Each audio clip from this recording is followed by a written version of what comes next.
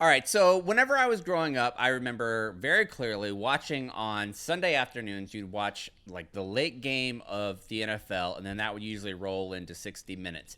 And whenever the game was winding down, usually it's like the Broncos that are playing in that late game. It would be tick, tick, tick, tick, tick, tick, tick, tick, the 60-minute little ticker that would go off. And then occasionally there would be somebody that would pop up on the screen that even my like 12-year-old, 13-year-old brain would be like, how in the world is this dude on 60 Minutes? And be like, we're going to have a sit down with Mikhail Gorbachev. I'm like, why are we doing this? Why are you sitting down with Mikhail Gorbachev? We're going to have a sit down with Saddam Hussein. Why are you doing this? How does that even come about?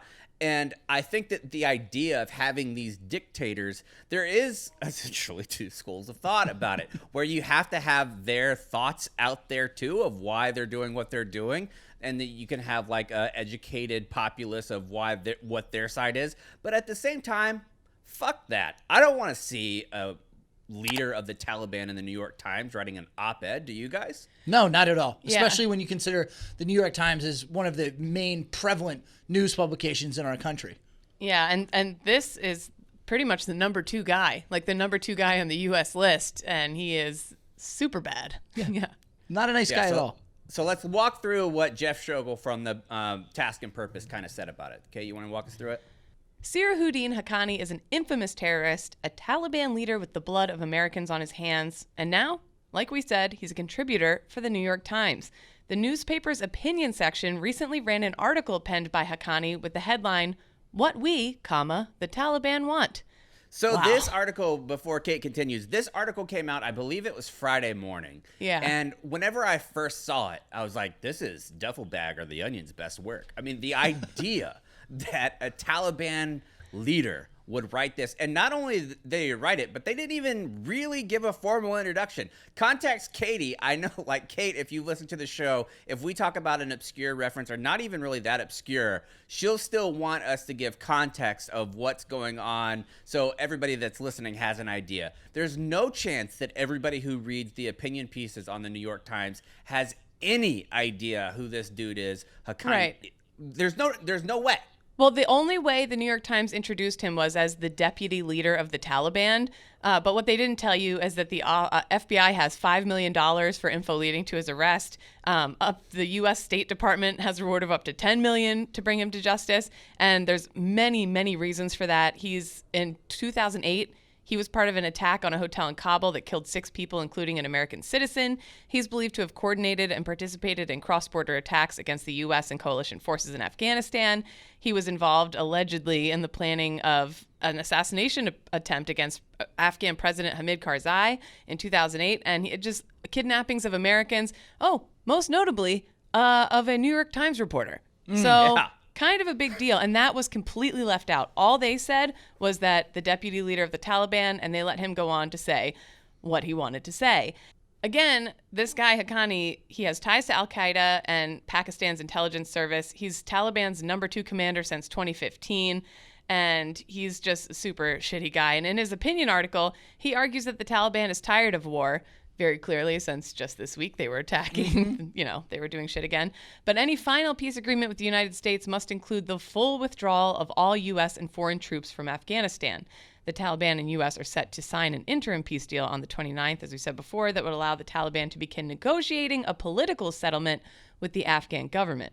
The Times is keenly aware of how dangerous the Taliban is, and after all, the group has kidnapped, like we said, several New York Times journalists over the last 20 years. Can I make a point about that? I am a firm believer of not holding grudges. I don't think it's a good, healthy way to live your life. If you are very mad at someone, that's just not a good way to go. But in this case, I'd make an exception. The New York Times, they've kidnapped a ton of your journalists over the years.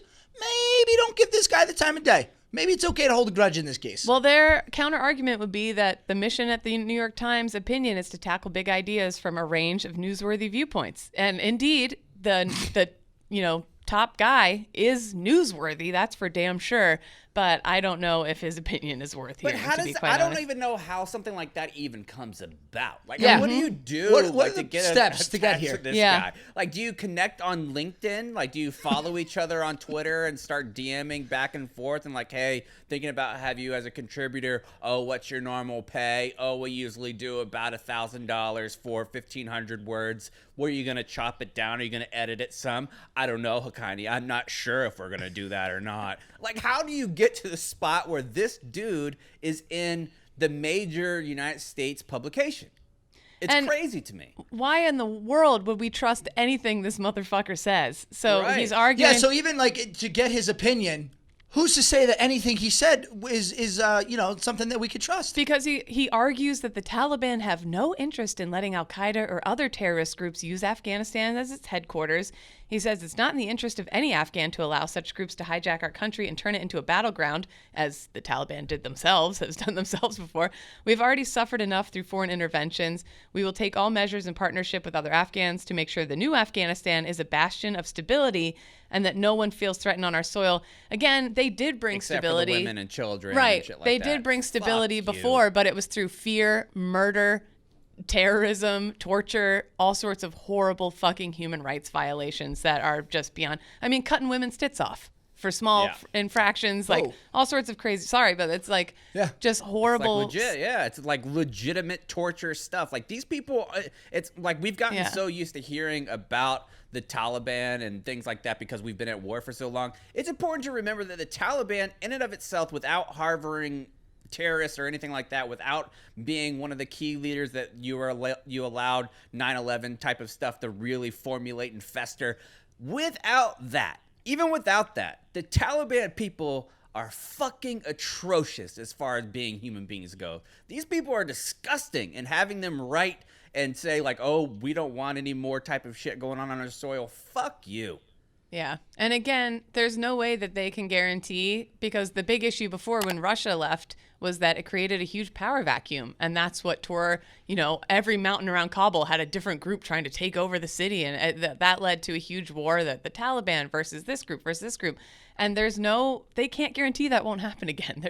As soon as we're out across the nation, the people are going to be trying to fill that void right away. And I don't know. The whole thing I know these And is I think people who don't follow a lot of foreign policy, like kind of like the names sound familiar, that it's hard to keep track of who's what.